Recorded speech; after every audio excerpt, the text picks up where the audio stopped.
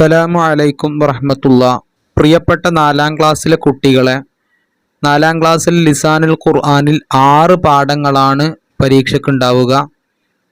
6 പാഠങ്ങളുടെയും സമ്പൂർണമായ റിവിഷൻ, എല്ലാ പരീക്ഷയ്ക്ക് വരുന്ന ചോദ്യങ്ങളും അതുപോലെ പരീക്ഷയ്ക്ക് ഉത്തരെഴുതാനുള്ള ട്രിക്കുകളും, ലിസാനുൽ ഖുർആനിൽ കുറേ ട്രിക്കുകളുണ്ട്. ആ ട്രിക്കുകളെല്ലാം നമ്മൾ ആ വീഡിയോസിൽ പറഞ്ഞിട്ടുണ്ട്.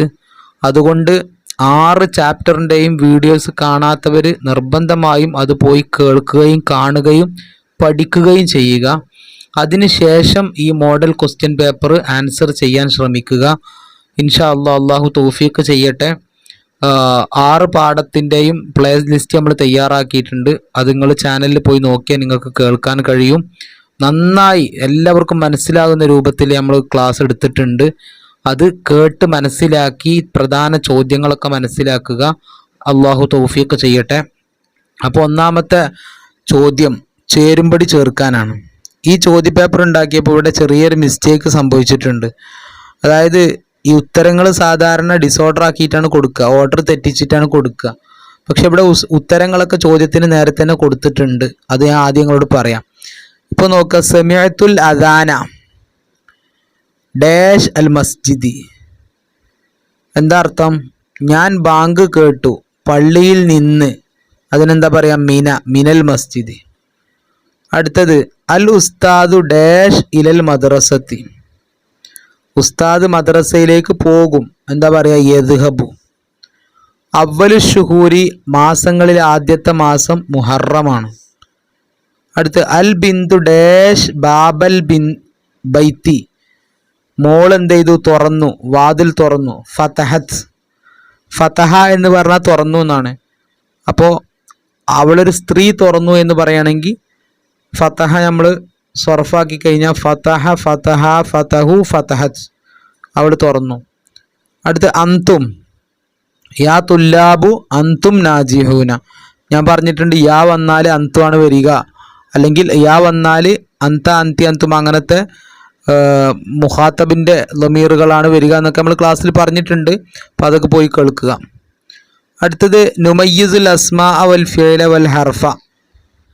ഇസ്മ്, ഫീല്, ഹർഫ് എന്നിവകളെ വേർതിരിക്കാനാണ്. ഇസ്മിൻ്റെ കോളം തന്നിട്ട്, ഫീലിൻ്റെ കോളം, ഹർഫിൻ്റെ കോളം. നമുക്കറിയാം ഇസ്മ് എന്ന് പറഞ്ഞാൽ പേരാണ്. അപ്പോൾ ഏതിൻ്റെങ്കിലും പേര് കണ്ടാൽ അത് ഒന്നാമത്തെ കോളത്തിൽ എഴുതുക. ഏതെങ്കിലും ആളുകളുടെ പേരാവാം, അല്ലെങ്കിൽ വസ്തുവിൻ്റെ പേരാവാം, എന്തെങ്കിലും സാധനത്തിൻ്റെ പേരാവാം. അപ്പോൾ ഒക്കെ ഇസ്മിൽ വരും. പിന്നെ ഹർഫ് എന്ന് പറഞ്ഞാൽ ഒരക്ഷരം അല്ലെങ്കിൽ 2 അക്ഷരം അത്രയൊക്കെ ഉണ്ടാവുള്ളൂ. അതാണ് ഹർഫ്. അപ്പോൾ പിന്നെ ഇത് രണ്ടും ഇസ്മു ഹർഫും അല്ലാത്ത എന്തായിരിക്കും? ഫീലായിരിക്കും. ആ ട്രിക്കാണ് ഞാൻ പറഞ്ഞു തരുന്നത്. ഫസ്റ്റ് നോക്കുക, ഇന്ന. ഇന്ന എന്ന് പറയുന്നത് 2 അക്ഷരമേ ഉള്ളൂ അല്ലേ? അപ്പോൾ അത് ഹർഫാണ്. മനസ്സിലാണ്ടോ?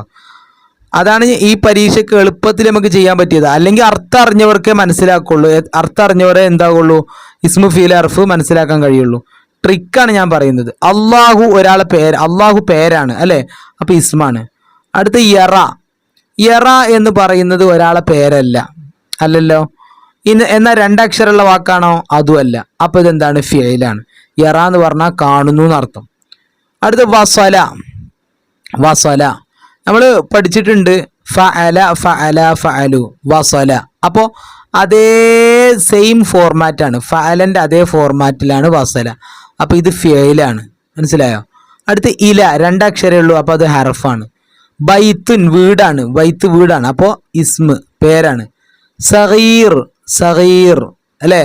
സഗീർ എന്ന് പറയുമ്പോൾ ചെറുത് എന്നർത്ഥം. ചെറുത്, അത് പേരാണല്ലോ.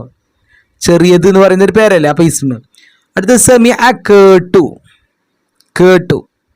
അപ്പോൾ കേട്ടു എന്ന് പറയുമ്പോൾ അതൊരു പ്രവർത്തനമാണ്, അതൊരു ഫെയിലാണ്. അടുത്ത അൽ ഉമ്മു. ഉമ്മു, ഉമ്മ. അപ്പോൾ അത് ഇസ്മാണ്. ഹിവാർ, സംഭാഷണം. അതും ഇസ്മാണ്. അപ്പോൾ ഹർഫാവണമെങ്കിൽ ഒരക്ഷരോ 2 അക്ഷരമൊക്കെ ആയിരിക്കും. പിന്നെ ഫിഅലാണെങ്കിൽ അത് ഫഅല യഫ്അലു അങ്ങനെയൊക്കെ ആ രൂപത്തിൽ, ആ ഒരു ഫോർമാറ്റിലാണ് ഉണ്ടാവുക. ഇസ്മാണെങ്കിൽ പേരായിരിക്കും. അത് ആളെ പേരാവാം, അല്ലെങ്കിൽ എന്തെങ്കിലും സാധനത്തിൻ്റെ പേരാവാം, അല്ലെങ്കിൽ ഏതെങ്കിലും മറ്റു കാര്യങ്ങളുടെ പേരുകളാവാം. അപ്പോൾ പേരും ഹർഫും നമുക്ക് അറിയാം, പിന്നെ ബാക്കിയുള്ള ഫീലാണ്. അതാണ് അതിന്റെ ട്രിക്ക്. അടുത്തത് നുക്കമ്മിലുൽ ജദ്വല. ഈ ജദ്വൽ, ഈ പെട്ടി എന്താക്കാനാണ്? പൂരിപ്പിക്കാനാണ്. മുദക്കർ ആണുങ്ങൾക്ക് പറയണേ അല്ലെ. യദുറുസു എന്ന് പറഞ്ഞാൽ ഒരാൾ പഠിക്കുക. അപ്പൊ രണ്ടാൾ പഠിക്കാന്ന് എങ്ങനെ പറയും? കുറെ ആള് പഠിക്കാന്നുള്ളത് എങ്ങനെ പറയും? അത് എളുപ്പമുണ്ട്. അതിനെന്താ പണി എന്നറിയോ? ഈ ഒന്നാമത്തെ ഒരാൾ പഠിക്കുക എന്നുള്ളത് നമ്മൾ എന്താ ഇത് യദുറുസു, അതിലേക്ക് ഒരു അലിഫും നൂനും കൊടുക്കുക. അപ്പൊ എന്താ വരിക? യദുറുസാനി. ഇനി ഇതിലേക്ക് അലിഫും നൂനും കട്ട് ചെയ്ത് ഇവിടെ വാവും നൂനും കൊടുക്കുക. അപ്പൊ എന്തായി? ഈ കളിക്ക് കിട്ടി യദുറുസൂന. അപ്പൊ യദുറുസാനി എന്ന് പറഞ്ഞാൽ രണ്ടാൾ പഠിക്കുന്നു, യദുറുസൂന കുറെ ആൾ പഠിക്കുന്നു. അപ്പൊ നിങ്ങൾ പറയും ഇവിടെ എങ്ങനെയായിരിക്കും? തദുറുസു തദുറുസാനി അല്ലെ. ഇനി ഇവിടെ എന്തായിരിക്കും? നിങ്ങൾ പറയും തദുറുസൂന, എന്നാ അങ്ങനെയല്ല, ഇവിടെ ചെറിയ മാറ്റം ഉണ്ടാവും. അതെന്താണ്? യദുറുസിന എന്നാ വരിക. എന്താ വരിക? യദുറുസിന. ഇത് കണ്ടോ നിങ്ങള്? എഫ് അലു എഫ് അലാനി എഫ് അലൂന, ഇതാണ് ഇതിന്റെ ഫോർമാറ്റ്. തഫ് അലു തഫ് അലാനി എഫ് അൽന. അപ്പോ യദുറുസു യദുറുസാനി യദുറുസൂന, തദുറുസു തദുറുസാനി യദുറുസിന, യദുറുസിന എന്നാ വരിക. മനസ്സിലായില്ലേ? ഫസ്റ്റ് വരിയിൽ നമുക്ക് വാവും നൂനും ചേർക്കാം, പക്ഷെ രണ്ടാമത്തെ വരിയിൽ അങ്ങനെ ചേർക്കാൻ പറ്റൂല. അവിടെ യദുറുസിന തന്നെ അങ്ങനെ തന്നെ കാണാതെ പഠിക്കണം. അപ്പൊ ഇത് നിങ്ങൾ കാണാതെ പഠിച്ചു കഴിഞ്ഞാൽ നിങ്ങൾക്ക് ഏത് ഫെയിൽ വന്നാലും ഏത് വാക്ക് വന്നാലും നിങ്ങൾക്ക് അങ്ങനെ സർഫാക്കാം. ഇപ്പൊ ഉദാഹരണം യഖറഉ യഖറഉ യഖറആനി യഖറഊന, തഖറഉ തഖറാനി യഖറഇന, അങ്ങനെ. യദ്ഹബു ആണെങ്കിൽ അങ്ങനെ ഏത് ഫീൽ നിങ്ങൾക്ക് കഴിയും. അടുത്തത് നക്തുബുൽ ജംഅ ഇദാനാണ്. ഞാൻ ഉറപ്പിച്ച് പറയുന്നു പരീക്ഷയ്ക്ക് ജംഅ ഇദാൻ ഉണ്ടാകും, ഉറപ്പാണ്, യാതൊരു സംശയമല്ല. 4ാം ക്ലാസ്സിന്റെ ടെക്സ്റ്റ് ബുക്കിൽ ഇഷ്ടം പോലെ ജംഅ കൊടുത്തിട്ടുണ്ട്. ജംഅകൾ നിങ്ങൾ ചൊല്ലി പഠിക്കുക തന്നെ വേണം. ഒരുപാട് പേജുകളിൽ ജംഅ കൊടുത്തിട്ടുണ്ട്. ആ ജംഅകൾ എന്ത് ചെയ്യണം? ജംഅ എന്ന് പറഞ്ഞാൽ എന്താണ്? കുറേ ആളുകൾക്ക് അല്ലെങ്കിൽ കുറേ എണ്ണത്തിന് എന്താ പറയുക? അതാണ് ജംഅ. ഇപ്പൊ നോക്കുക, ഇവിടെ നോക്കുക. ഹാല്, അഹ്വാൽ. ഹാല് എന്ന് പറഞ്ഞ അവസ്ഥ. അപ്പൊ കുറെ അവസ്ഥകൾ എന്നുള്ളതിന് അഹ്വാൽ. ഇബ്നത്ത് മോള്, മക്കൾ, കുറെ പെൺകുട്ടികൾ എന്നുള്ളതിന് എന്താ പറയാ? ബനാത്ത്.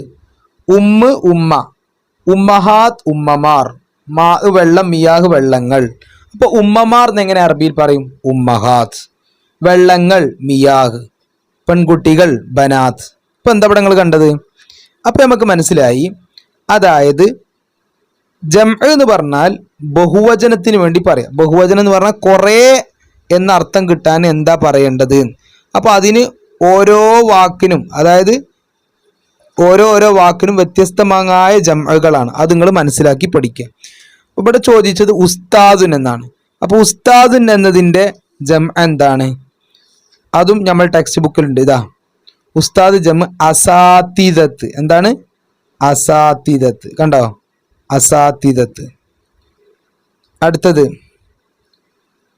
പിന്നെ ഇബ്നത്ത് നമ്മൾ കണ്ടു. എന്താണ്? ബനാത്ത്.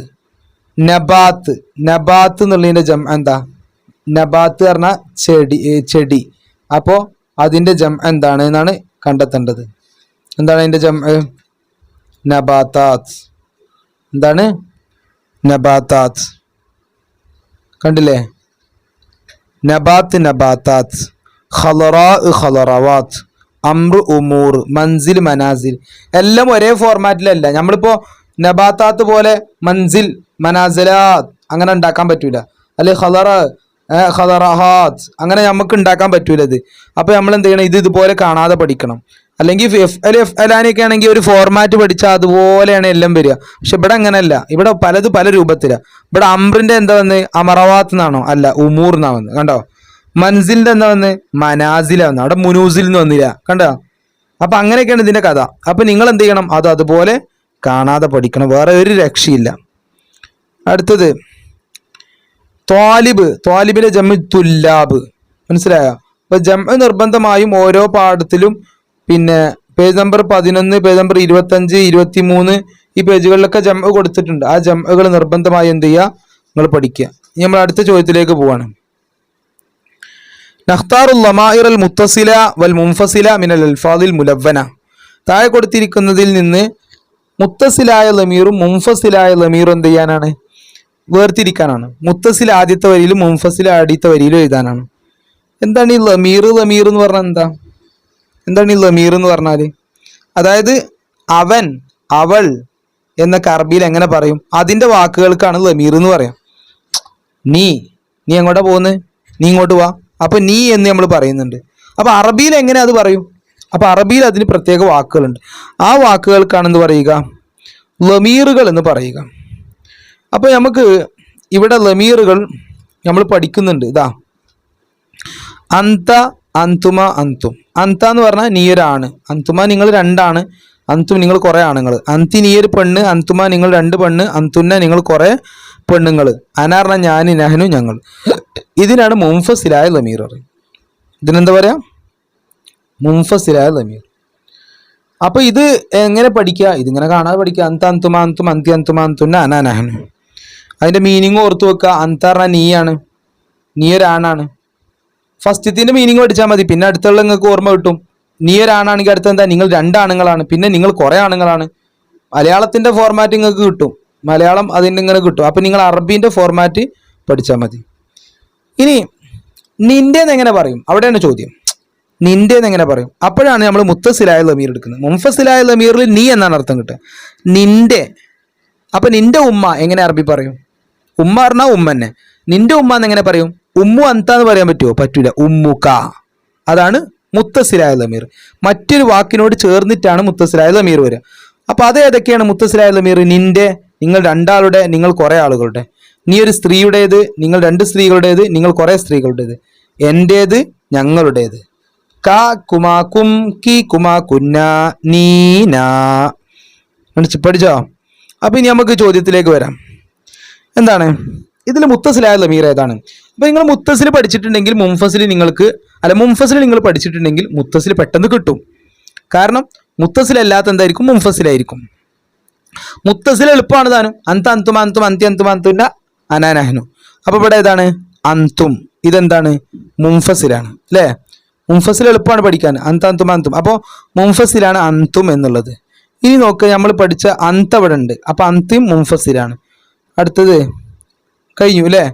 ഇനി നോക്കുക, നമ്മൾ കാ കുമാക്കും, കീ കുമാ കുന്ന എന്നാണ് പഠിച്ചത്. അതിൽ കുന്നുണ്ട്, ഇതാ കുല്ലുക്കും. അപ്പൊ മുത്തസിലാണ്. പിന്നെ ഇന്നക്ക കണ്ടോ, ആ ക വന്നു. പിന്നെ കുമാ കണ്ടോ, മുത്തസിലും മുൻഫസിലും. അപ്പൊ ഇതൊരു മോഡൽ സിമ്പിൾ ചോദ്യമാണ്. പക്ഷേ ഇതുപോലത്തെ ഒരു ചോദ്യങ്ങൾ നിർബന്ധമായും പ്രതീക്ഷിക്കണം. മുത്തസിലും മുൻഫസിലും വേർതിരിക്കാനുള്ള ചോദ്യം എന്തായാലും ഉണ്ടാകും എന്നാണ് എൻ്റെ ഒരു ഊഹം. ഈ അടുത്ത ചോദ്യം, അവർ ആരാണ്? അതെങ്ങനെ അറബിയിൽ പറയും? അത് അറബിയാക്കാനാണ്. അവർ ആരാണ്? അവർ ആരാണ്? ആരാണെന്നുള്ളതിന് എന്താ പറയാ? മൻ. അപ്പൊ മൻ ഹും, അവർ ആരാണ്? ഈ മൻ എന്ന വാക്ക് നമ്മൾ പുസ്തകത്തിൽ പഠിക്കുന്നുണ്ട്. മനിൽ ഫായിഖു ഫിൽ ഇംതിഹാൻ. ആരാണ് പരീക്ഷയിലെ ടോപ്പർ? ഏറ്റവും ടോപ്പ് മാർക്ക് വാങ്ങിയത് ആരാണ്? അപ്പൊ മൻ ഇവിടെ പഠിക്കുന്നുണ്ട്. മൻ എന്ന് പറഞ്ഞാൽ ആരാണ്. അപ്പൊ അവർ ആരാണെന്ന് ചോദിക്കാൻ മൻ ഹും. അടുത്തത്, സാലിം ഖുർആൻ ഓതി. സാലിം ഖുർആൻ ഓതി എങ്ങനെ അറബി പറയും? ഖുർആൻ തന്നെ പറയാം. അപ്പൊ അത് നിങ്ങൾക്ക് എല്ലാവർക്കും അറിയാം. പിന്നെ സാലിമിന് സാലിം തന്നെയല്ലേ പറയാം. പിന്നെ എന്താ കിട്ടണ്ടുള്ളൂ? ഓതുക എന്നുള്ളതിന്റെ വാക്ക് മാത്രമേ കിട്ടണ്ടുള്ളൂ. ഇത്ര സിമ്പിളാ. അപ്പൊ എന്താ ഓതുക എന്നുള്ളതിന് പറയാ? ഖറഅ. അപ്പൊ നമ്മൾ ആദ്യം പറയേണ്ടത് ഖറഅ എന്നാണ്. അപ്പൊ ഖറഅ സാലിമുൻ അൽ ഖുർആന. എന്താ വരിക? ഖറഅ സാലിമുൻ അൽ ഖുർആൻ. ഓക്കെ. അടുത്ത നുതർജിമു. ഇത് എന്താണ്? പരിഭാഷപ്പെടുത്താനാണ്. അർറിജാലു യൽഅബൂന ബിൽ ഖുറ. അർറിജാലു പുരുഷന്മാർ ഫുട്ബോൾ കളിക്കുന്നു അല്ലെങ്കിൽ പന്ത് കളിക്കുന്നു. യൽഅബൂന എന്ന് പറഞ്ഞാൽ ലഅബ് പറഞ്ഞാൽ കളിക്കുക, ബിൽ ഖുറ എന്ന് പറഞ്ഞാൽ പന്ത് കളിക്കുക. അവിടെ മനിൽ ഫായിഖുൽ ഫിൽ ഇംതിഹാൻ. ആരാണ് പരീക്ഷയിലെ ടോപ്പർ? അടുത്ത മാലി മുലാരിയും. എന്താണ് മാലി എന്ന് പറഞ്ഞാൽ? കഴിഞ്ഞു പോയൊരു കാലത്തിന്റെ മേലെ അറിയിക്കുന്നതാണ് മാലി അല്ലേ? മുലാരി പറഞ്ഞാലോ വരാനിരിക്കുന്ന കാലം, അല്ല ഇപ്പോൾ നടന്നുകൊണ്ടിരിക്കുന്ന കാലത്തിന്റെ മേലെ അറിയിക്കുകയാണ് മുലാരി. ഇപ്പൊ നമ്മൾ മാലി പറയുന്നത് ദഹബ. അപ്പൊ ഇതിലേക്ക് യാവ് കൊടുക്കുമ്പോഴാണ് ഈ എന്താക്കുക മുലാരി കിട്ടുക. ദഹബ യദ്ഹബു. അപ്പൊ സമിയ യസ്മഉ. യഅരിഫു അപ്പൊ അറഫ. അടുത്ത ഖറജ യഖ്റുജു. തദ്റുസു ആണ് ഇവിടെ. അപ്പൊ എന്തായിരിക്കും ഇവിടെ? ഈ തായിനെ കളി. അപ്പൊ എന്താണ്? ദറസ. മനസ്സിലായല്ലോ? അപ്പൊ ഇങ്ങനെയാണ് മാദി മുതാരി. അപ്പൊ ഈ ലിസാന്റെ മോഡൽ ചോദ്യപേപ്പർ വളരെ സിമ്പിളായൊരു ചോദ്യമാണ്. ഇത്ര സിമ്പിളാവും നിങ്ങൾ വിചാരിക്കേണ്ട. നമുക്ക് കുറെ പഠിക്കാണ്ട്. ഇതിൽ അതതുകളൊക്കെ ചോദിച്ചിട്ടില്ല. നമുക്ക് പിന്നെ എണ്ണങ്ങൾ കാക്കൊല്ല പരീക്ഷയ്ക്ക് നമ്മൾ പഠിച്ചതാണ് എണ്ണങ്ങളൊക്കെ. ആ എണ്ണങ്ങൾ എണ്ണങ്ങളുടെ ഭാഗത്തുനിന്ന് ചോദ്യം വന്നിട്ടില്ല. അപ്പോൾ ഒരുപാട് ചോദ്യങ്ങൾ വരാത്തതുണ്ട്. അപ്പോൾ അതൊക്കെ ശ്രദ്ധിച്ചുകൊണ്ട് നന്നായി പഠിക്കുക. നമ്മളെ വീഡിയോ അതെല്ലാവരും പറയാറുണ്ട്, നല്ല വീഡിയോ ആണെന്ന് എല്ലാവരും പറയാറുണ്ട്, നിങ്ങളൊക്കെ കമൻറ്റ് ചെയ്യാറുണ്ട്. മാത്രമല്ല നമ്മൾ 4ാം ക്ലാസ്സിൽ ലിസാന് കൊണ്ടാണ് നമ്മളെ ചാനൽ തന്നെ ഈ ചാനൽ തുടങ്ങാൻ തന്നെ കാരണം ലിസാന് ശരിക്കും മനസ്സിലാക്കണമെന്ന് വിചാരിച്ചിട്ടാണ്. മാത്രമല്ല നമ്മൾ ചാനൽ തുടങ്ങുമ്പോൾ അന്ന് മുതലേ 4ാം ക്ലാസ്സുകാരുടെ സപ്പോർട്ട് എപ്പോഴും ഉണ്ടായിരുന്നു. പ്രത്യേകം എടുത്തു പറയേണ്ട സപ്പോർട്ടാണ് 4ാം ക്ലാസ്സുകാർ. എല്ലാവർക്കും എൻ്റെ സന്തോഷം അറിയിക്കുകയാണ്.